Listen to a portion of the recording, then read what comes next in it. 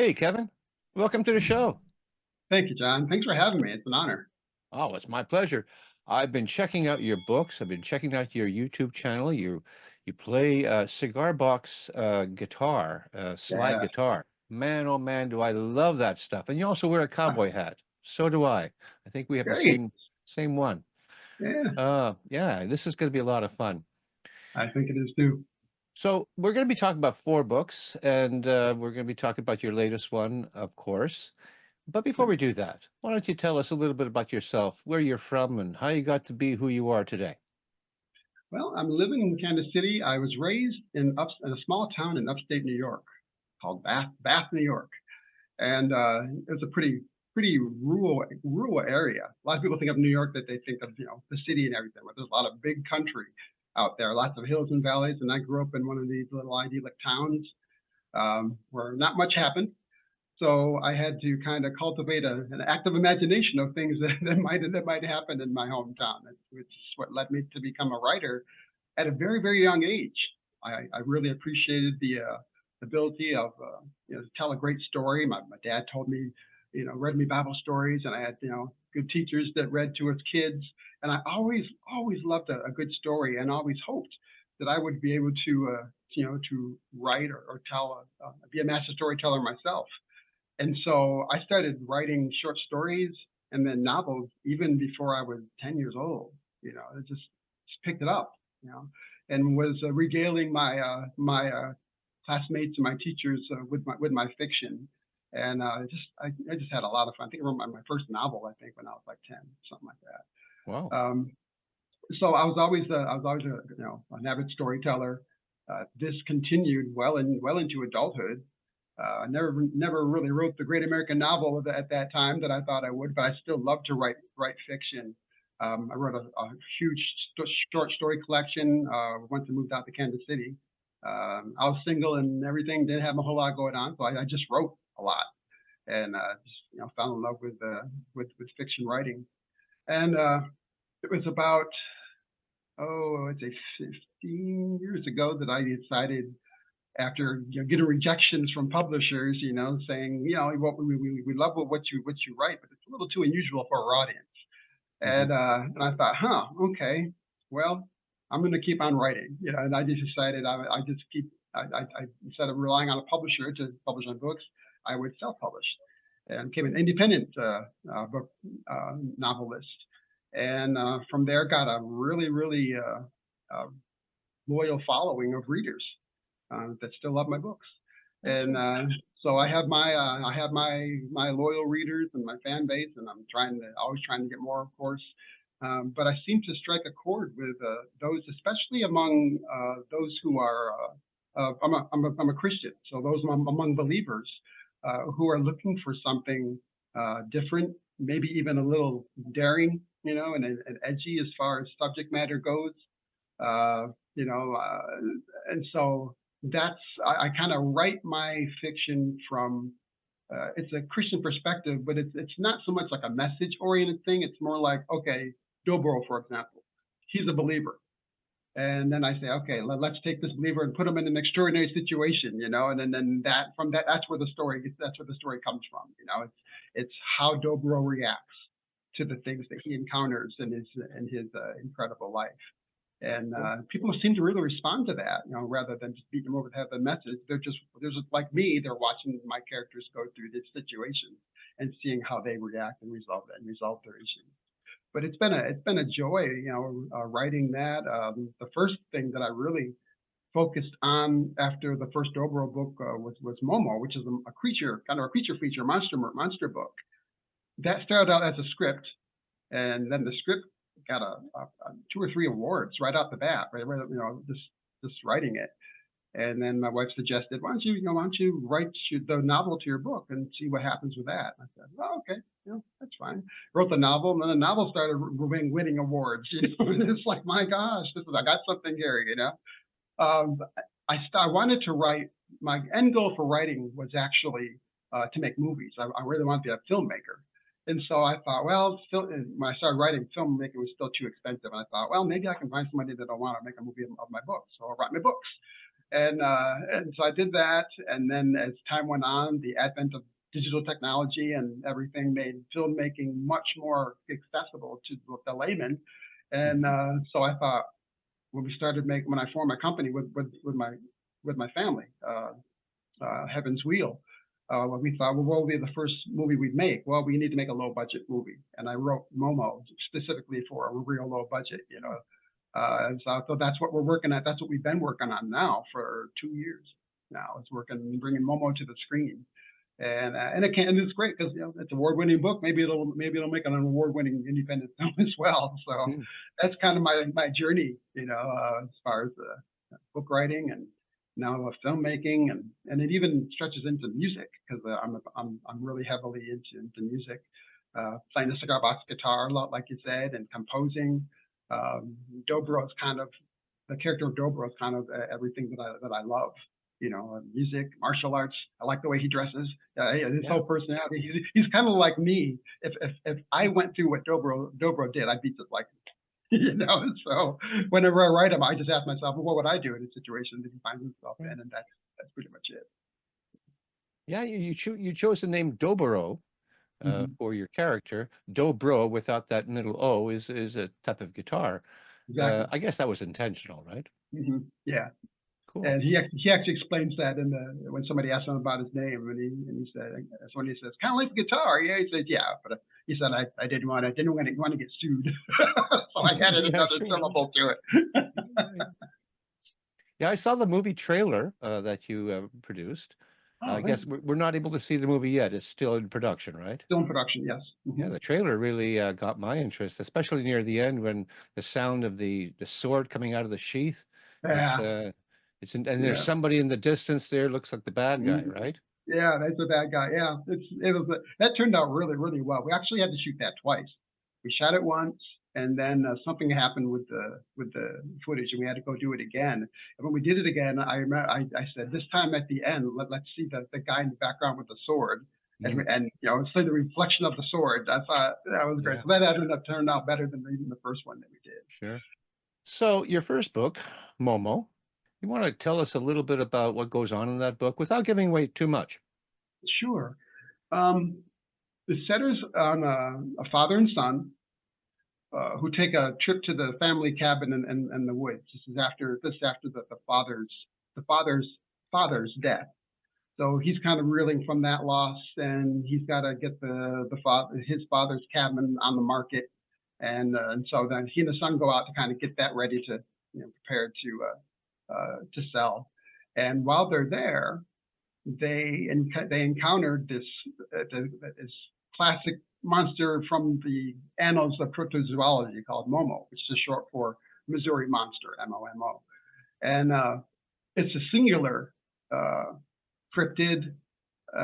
People compare it to Bigfoot, although there are definite things about Momo that make him a little bit different that are detailed in the book. But yeah, they encountered this creature, seemingly possibly the same creature that terrorized Louisiana, Missouri back in the 1970s. And Mark remembers that happening, and they say they had to get to the cabin at the time that Momo returns. And so it's the most of the story encompasses the entire night that the father and son are fighting to survive the attacks of this beast with just the four walls of their cabin, pretty much, and their faith and their love for each other for protection. Cool. Yeah. And is the other books continue on as if it were a series, or are they independent of each other? They're independent of that, yeah. Okay, cool. Well, what's your second book then? Dobro, the Bottlenecker would be the second book, and that is actually the start of a Dobro the Bottlenecker series, and it's an action drama about a man who uh, is there's an assassination attempt on his life by his employer, who's an international Japanese international business tycoon. Dobro, his name's not Dobro at first. I changed his name, Dave Granger. Dave is a courier and a limo driver. He's invited by the FBI to testify against his boss, Takuma, who is involved in some really illegal activity, including the murder of an FBI agent. and that they asked him if he wants to, if he'll testify against him, try to put this guy away, or at least gum up his business dealings internationally, since because of what he did. And Dave agrees. Takuma finds out about it and tries to kill him, wipes out his entire family, and Dave is actually the only survivor. So the story of Dobro is what happens to him after that point. He's spirited away to South Korea, and out of the eyes and minds of Takuma, and he's really rehabilitated by a martial arts master there. He's lost his sight, he's lost his family, he's lost pretty much his life, and his life is then rebuilt from there, and for 7 years, and then he returns to the States, assumes a new name, Dobro, and tries to eke out an existence as a street singer, blues singer, Right. on the street, complete with the cigar box guitar and everything. But in doing that, he ends up becoming an avenging angel for the helpless and the weak, and also he's in a way reintroduced to his old boss, and so it's kind of it's not quite a revenge story. It's more a story of fate and making amends and tying up loose ends. And I want to say too much, because some of the revelations in it are pretty astounding. I feel that there may be some redemption there as well. Indeed. Dobro definitely feels responsible for the loss of his family, even though he was doing the right thing, So he carries that with him like a cross, and he actually wears a literal cross as part of his getup, and that is signifying the guilt and responsibility that he feels. Mm-hmm. But he is a spirit-led man. So even as he's dealing with his own personal feelings of guilt and responsibility, he still follows the Lord. And as a matter of fact, it's because he follows him so closely that some of the situations he gets out of are truly miraculous. Some of the things he's able to do, could be seen as miraculous, and definitely something that God allows him to do.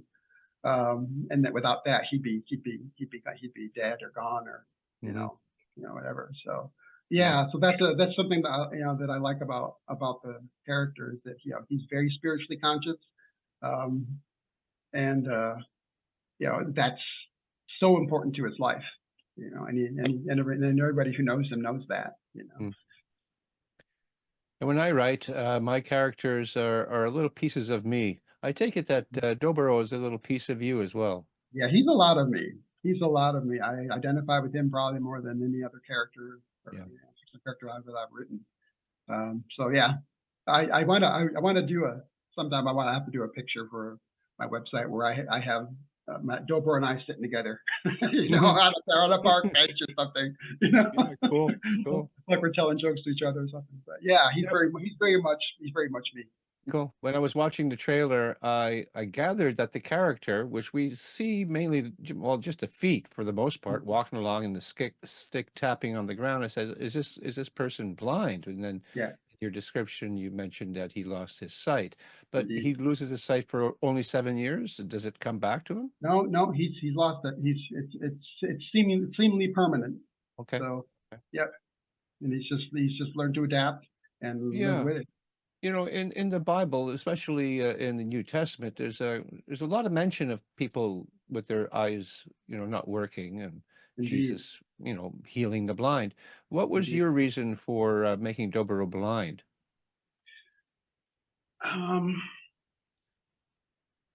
Couple of things. One, to me personally, I can't think of anything that would terrify me more than to lose my sight. I'm a very visually oriented person. And so for me to lose my sight would just be, I don't even know. I'm not even sure how I would handle it, So I thought, okay, I'm gonna place on this character I love my worst fear, and let's see how he deals with it, So that's primarily why I did it, and also just to kind of demonstrate, what skills are possible. I wanted to keep Dobro's skill set as far as his, him being sightless. I wanted to keep it uh, realistic, but take it to as far as it could go, based upon what I've read and researched from other people that have are visually impaired. And so I thought, man, just let's him do some amazing things. Let's say, how would he take on the bad guys as a blind man? And so during the action scenes, you actually, I actually go through like what he's what he's sensing, what he's perceiving, how he locates his targets, and and dispatches the bad guys, when necessary. So just a fascinating issue for me, not just because it's one of my greatest dreads to lose my sight, but also, okay, if I did, how would I adapt? How would I deal with it, and live, forward from that point. So yeah, Yeah, sure. Well, it's a motif that's been used as a narrative indeed. many times. Martial arts people who are blind and are able to fight against enemies, and Hmm. just by hearing where they are located and be able to defeat people who Hmm. can see. And of course, blues musicians who are blind even have the name blind in their name. Blind Willie Hmm. Johnson comes to mind, and there's a few other ones, Indeed. famous ones. So you got that both going on at the same time. He's Exactly. carrying a cigar box guitar on his back, but he's also got a sword. Hmm. Yeah, I'm curious to see, when is that film going to be out, do you think? I'm not sure that's one yet to be. We actually were going to make it a couple of years ago, and then COVID hit, and that kind of changed all of our plans. So we decided, okay, we got to do something smaller. So we're going Hmm. to work on MOMO first, and Hmm. so we're working on MOMO right now. Dobro, I am hoping we can work on that within the next couple of years. I got people who want to work on it with me that I've had lined up, and Ruth's like, just let us know, man, we're ready. So hopefully in a couple of years, I'm thinking we might be able to start something with Dobro. It's a large undertaking, that's for sure. It is. It is. Yeah. Yeah. How long you been playing guitar? I started playing when I was 13, I think. Um, like a lot of parents, my mom got uh, an earful of, I want to learn to play guitar. I love listening to John Denver when I was a little kid, and a lot of guitar oriented rock, and Gordon Lightfoot and stuff like that. So I always keyed in on guitar, and I told my mom, my twin brother and I said, we want to take lessons. She gave us lessons, and we took, I think, two or three of them, and then I stopped because I wasn't learning what I wanted to learn. Hmm. I said, I want to learn to play, I want to learn to play chords. I want to learn to do that. And it was just kind of too slow going for me. So I just taught myself pretty much. I just learned what I could myself, and, got books. When I learned some chords, I had a really good ear. So when I heard chords on a song, I could say, oh, that's a G. And Hmm. I could play by ear, pick out songs by ear pretty easily. I pretty much taught myself how to play. Um, and then later on, when I moved out here to Kansas City, and I was still playing, I I thought, I really didn't know what slide guitar was. I know I've heard it in music, and I loved it. And I always wondered how what they do. They have the strings really close together or something, to the fretboard. You just slide your finger up, and well, that's not it. It didn't work. And then I saw, I think it was a Body Rate concert Hmm. video on Which is good, yeah. VHS, and I was like, "That's it!" And I knelt down from the TV and just watched the thing. That's it. That's the sound. That's how you do it. I ran out immediately and got a slide and started learning slide guitar, and I just stuck to it. I tell people, you don't want to learn. You don't want to hear anybody learning to play slide guitar, because you're sliding all over pitches and Oh, everything. It's an awful, awful it thing. can sound terrible, yeah. You gotta have a really good ear in order The only thing to worse learn is to play. bagpipes, if you're just learning bagpipes. Oh yeah, Imagine. yeah, you're right.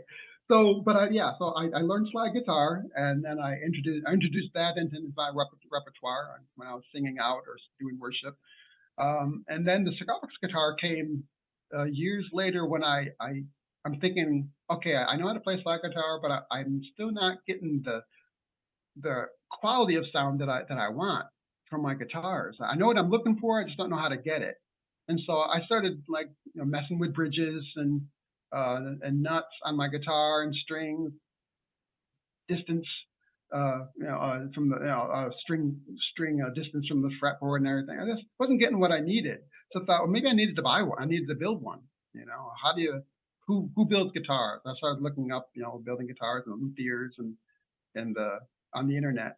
And then I happened to cross something about a cigar box guitar, and I thought, oh, that's cute, you know. And I looked at the schematics, right, and it's like, oh, maybe that's what I need. I did it as a joke, yeah. Maybe that's what I need. So I thought, well, I'm gonna build one, just as, almost like a gag. I wasn't even expecting them to Sure. do anything serious. And so I tell my family, I'm gonna go down and build a cigar box guitar. And say, yeah, sure, go ahead, and do that, So I went out and bought rather than a cigar box. I actually got my first one. It's like a silverware box. It's an antique silverware box, about 13 inches Oh, I long. think I know what you, yeah, they can be pretty heavy too. Yeah, and I thought, well, bigger is better, right? So the only cigar box that I found in that place were like little tiny boxes, and I thought that's not big enough. And then I saw the silverware box. I thought, okay, I'll use that. So I followed the instructions that I found online, and I built my creature in the basement, and it was done. And I didn't tell anybody about it. I just took it out to the family room downstairs, and I just started playing it. And my kids who were real little at the time came downstairs like, "What is that? We want one." Yeah. But the sound was exactly what I was looking for. Yeah. That sound, and so I found more cigar boxes, built more cigar boxes, and started selling them, and that became kind of my moniker. I'm a cigar box guitar player, Yeah. and I hardly ever play my six strings anymore because I'm build my guitars, 3-string guitars and 4-string guitars and Yeah. 2-string guitars and diddly bows, And I and saw that's the kind of diddly where bow. I saw yeah, you giving instructions on how to build one of those. exactly. Yeah. Yeah. And I love it. It's just that's home for me now. Yeah. So that's where all these things kind of have converged, with my writing and music and my interest in all that. And it's been a joy. It Yeah. really has. I've enjoyed the journey. Now, your stories, back to your books. I take it that there's obviously conflict, Mhm. but being that you're keeping it in the framework of your spirituality, of your faith, Mhm. it's probably a pretty safe read for adolescents as well. I take it. MOMO certainly is, Yeah. and that's actually won a couple of awards for Christian book contest, I think, and the teen category, and the Missouri Indie Project, uh, the same, I think. So yeah, that one's definitely accessible for just about anyone. And I try to write my books, so that they can be read by a wide audience.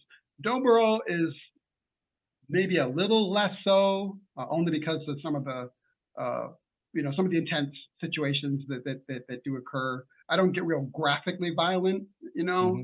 um, but they're still intense. Some of the action sequences can be pretty intense for Sure. maybe young people. Um, Profanity is kept really low. And usually it's because Bill Brugel hates profanity. Whenever he hears it from another character, he always he always calls him out on it. Sure.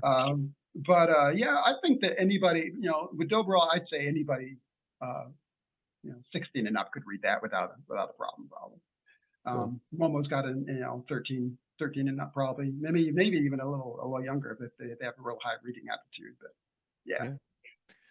Any plans to make it an audiobook? Any one of your works as an audiobook? The first two Dobro books are available on Audible, actually. So that's done. I got to find some time or some way to have the third book done, and then of course the fourth book when that comes out. Momo, I'd love to hear as an audiobook. My son Timothy did some recording on that. He has a wonderful, rich bass voice that I envy. But he actually recorded the book, but upon reflection, he didn't think he did as good a job as he wanted to. So I'm giving him the opportunity to redo it again if he wants, which I thought he did a great job. But I know he was suffering from allergies or something, a cold or Yeah. something at that time, and so I think he just doesn't think he sounds as well as it could. So I'm gonna, matter of fact, I need to talk to him this week about it. Do you still want to redo the audio, or do you want to put out what we have? Because we have all the stuff that's all done. We can just do it. So, but yeah, I'd love to see I still love to see all my work become audiobooks, possibly Cool. eventually. I told you before we started recording that I used to have a national stylo, and Mm-hmm. that was the days when I was a worship team leader at church when I Oh, lived in Toronto, great. and I would sometimes do solo performances on it. I Mm-hmm. was very much into Christian blues, Oh, particularly Glenn Kaiser was a big favorite of mine. Ever hear of him? yeah, definitely. We sang some of his songs, and I belong to some musical ensembles like for through Youth for Christ, and yeah, we did some of his songs. So love Yeah, this I always stuff. thought Christian blues makes a lot of sense Hmm. because it offers, first of all, it spells out most of the songs, things gone wrong, but then it Right. offers the solution within the Exactly. song itself. So I thought that was Exactly. pretty neat. I listened to some of your stuff. I loved it. I thought you need some slide guitar. Yeah, If you ever need, I have if you ever need a slide guitarist, let me know, man. I'm there for you. I'll tell you, my stumbling block for cigar box guitars is finding a cigar box. I Oh can't yeah. seem to find them anywhere. Maybe Canada wasn't so big on cigar boxes. What do you do to find cigar boxes where you live? Well, I used to go out to different sellers and humidors. Is that what they're called? Mhm. And then find out, if they had any boxes anywhere. So usually I'd have to pay for them. Like they usually charge, I think they charged as much as $5 for an empty box. And so I would go out to the discarded cigar boxes and just look through and see, if I, to see Oh, what I want. I wish. Um, Yeah.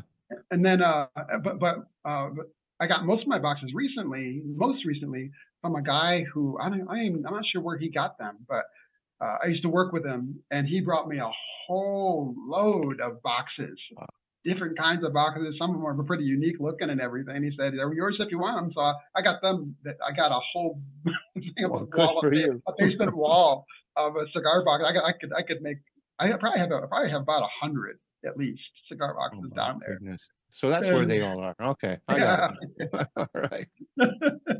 Well, I've seen on YouTube, and I'm sure you have too, people making guitars out of all kinds of things, hmm shovels, hmm a baseball bat. I even saw yeah, someone with making guitar out of an AR-15 and yeah, and playing it, and at the end he just shoots the gun. It's just yeah.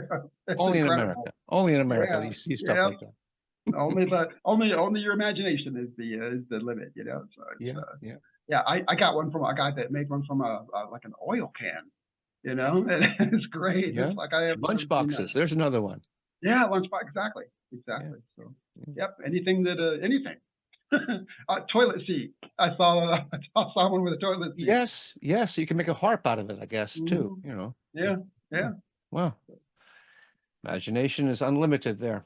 indeed. Now, you want to give us a little taste of what to expect from the book that is not yet published, and when do you expect that it will be? Yeah. For every action, it's the wrap up to the Dobro the Bottlenecker series. I've been asking, by asked by those who know that, are you going to bring him back? And I said, we'll see. We'll see. I might. But this wraps up the original story arc for Dobro. He's the stakes have never been higher as far as the danger that he faces, and he's actually about to meet his match as far as the physical challenge and all that's concerned, and with no guarantee that there's no guarantee of a favorable outcome for him either. So he's got dealing with that. His old enemy is of course he's got to have a reckoning with him. So we're going to be finding out how that's resolved.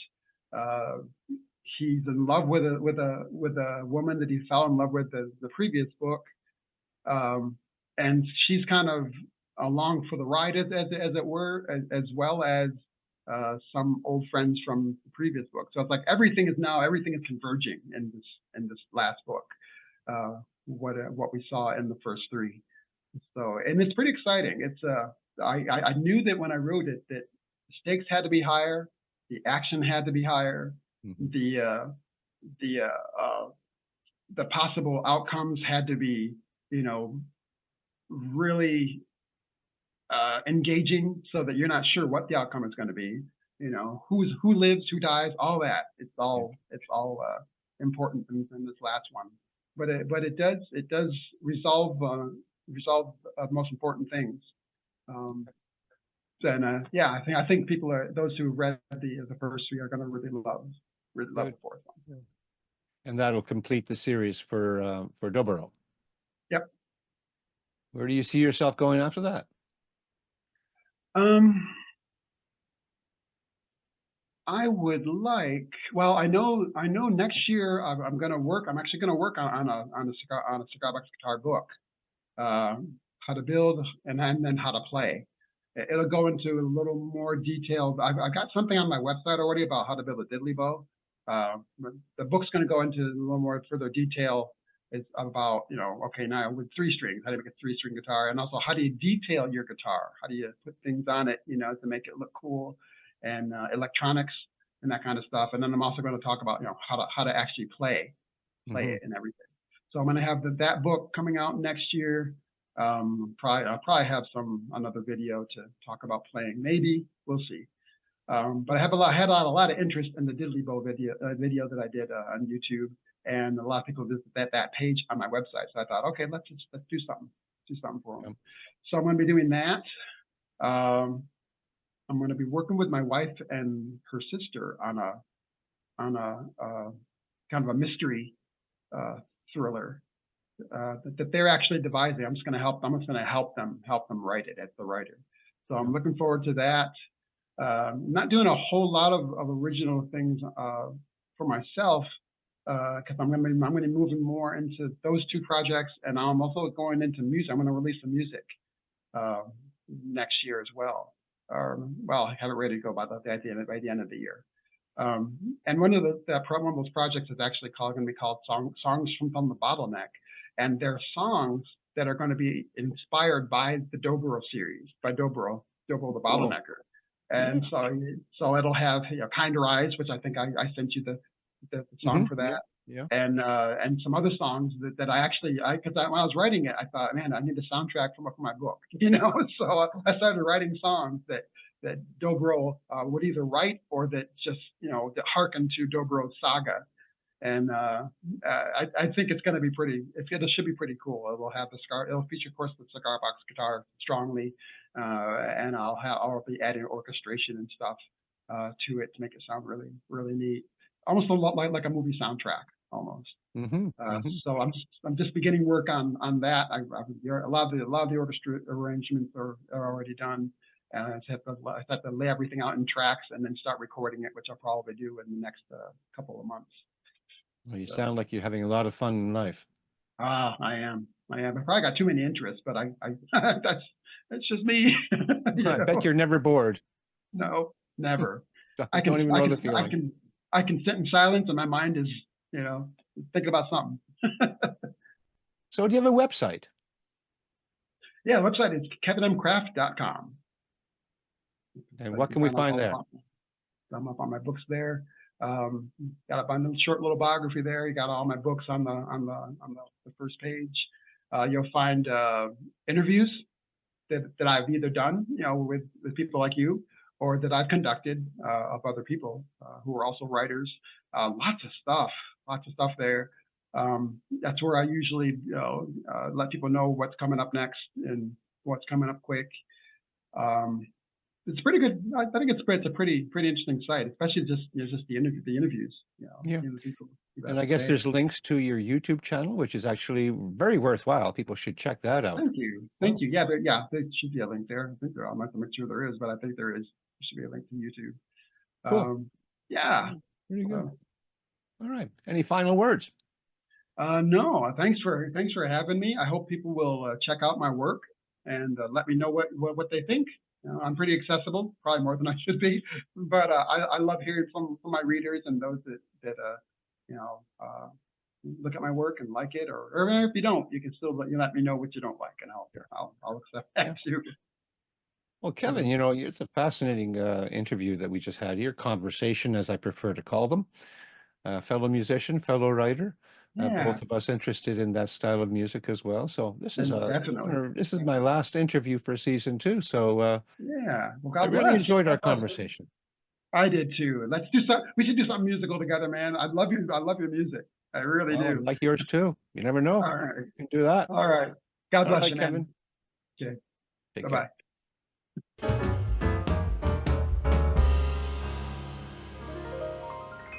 Thank you for watching. And before you go, if you like what I do here on Tell Me About Your Book, then consider subscribing, hitting that like button, and don't forget to ring that bell for future notifications. You can even leave a comment. All of that really helps in recommending this channel to a larger audience. And if you are an author, I would love to speak with you about your book.